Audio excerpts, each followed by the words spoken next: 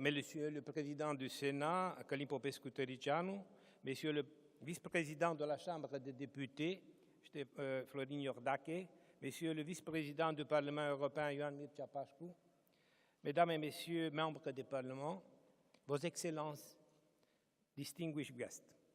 C'est un grand honneur pour moi de vous dire soyez le bienvenu au nom de mes collègues, les présidents des commissions pour la politique étrangère, des commissions pour la défense, l'ordre public et la sécurité nationale, du Sénat et de la Chambre des députés du Parlement roumain, et de vous accueillir chaleureusement à Bucarest à l'occasion de notre conférence interparlementaire.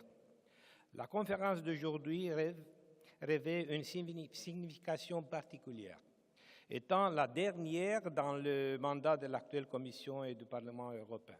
Il ne s'agit pas d'un bilan, mais la nécessité de regarder à l'avenir avec confiance et espoir pour que dans le mandat de la future Commission et du Parlement européen, issu des élections européennes du mois de mai, l'Union européenne renforce de plus en plus son rôle d'acteur mondial au niveau international, tout en raffermissant la sécurité et en même temps en renforçant la paix sur notre continent.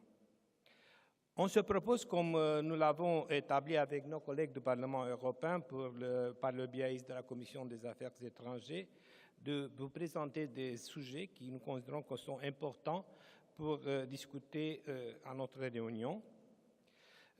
C'est pour ça que nous allons commencer pour analyser le partenariat oriental, compte tenu du fait que ce jour, on va célébrer 10 années de la décision historique de lancer une politique courageuse, cohérente et constructive avec les pays voisins de l'Est de l'Union européenne pour assurer la stabilité, la paix et la sécurité dans la région.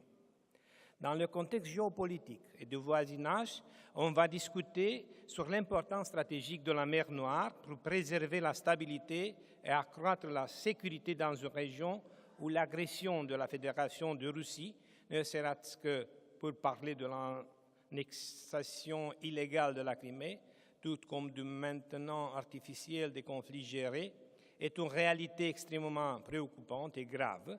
À ce sujet, nous devons consacrer des politiques et des instruments adéquats de découragement, proposer à assumer un climat de normalité et de prédictibilité pour l'interrégion de la mer Noire à moyen et long terme.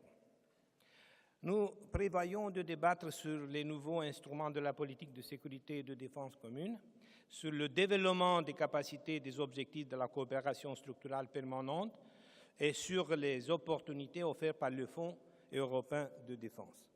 En ce qui concerne le Brexit, on va analyser la nécessité de veiller à ce que les intérêts mutuels ne soient pas endommagés dans le domaine de la politique étrangère et de sécurité commune, de la politique de sécurité et de défense commune, et ça autant que plus qu'il y a la volonté exprimée d'une part par le Royaume-Uni que par les États membres de maintenir le plus étroite possible la coopération, y compris par l'intermédiaire de l'OTAN. La politique étrangère de sécurité commune et la politique de sécurité et de défense commune de l'Union européenne doivent affermir encore le rôle de l'Union en tant qu'acteur mondial et en même temps pour renforcer la paix et la sécurité internationale. C'est une obligation non seulement de nous-mêmes, pour nous-mêmes, mais pour l'avenir de nos enfants et pour l'avenir de l'Europe. Nous voulons discuter ouvertement des nouveaux instruments de la politique de sécurité et de défense commune. La cybersécurité et la guerre hybride sont malheureusement devenus un thème permanent de nos conférences et nous les traiterons comme tels, de même que la mobilité militaire qui reste un domaine de développement de synergie entre l'OTAN et l'Union européenne. Et pas dernièrement, on va aborder le sujet des Balkans occidentaux. Comme nous l'avons fait lors de la conférence de Sofia, et je remercie mes collègues bulgares, de la conférence de Vienne, et je remercie mes collègues autrichiens, et aussi à Bucarest.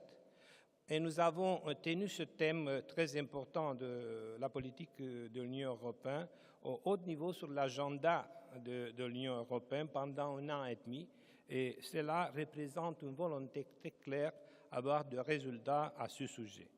Le Danube, c'est un fleuve qui traverse 10 pays et 4 capitales de l'Europe centrale et de l'Est et qui, dans l'histoire multimillénaire de ce lieu, n'a jamais été la cause des différends ou des conflits majeurs, mais d'une compréhension et d'une coopération transfrontalière, reste un espace économique, écologique et culturel d'intérêt européen.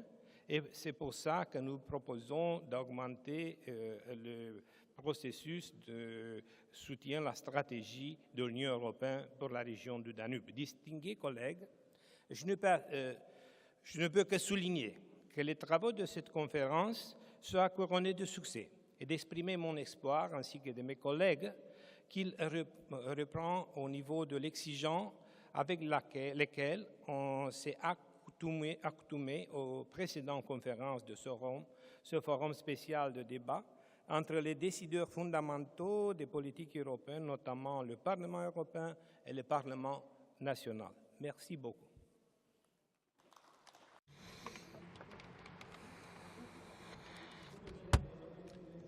Notre invités. En même temps, on va rester sur place, s'il vous plaît, pour continuer notre travail avec la première session.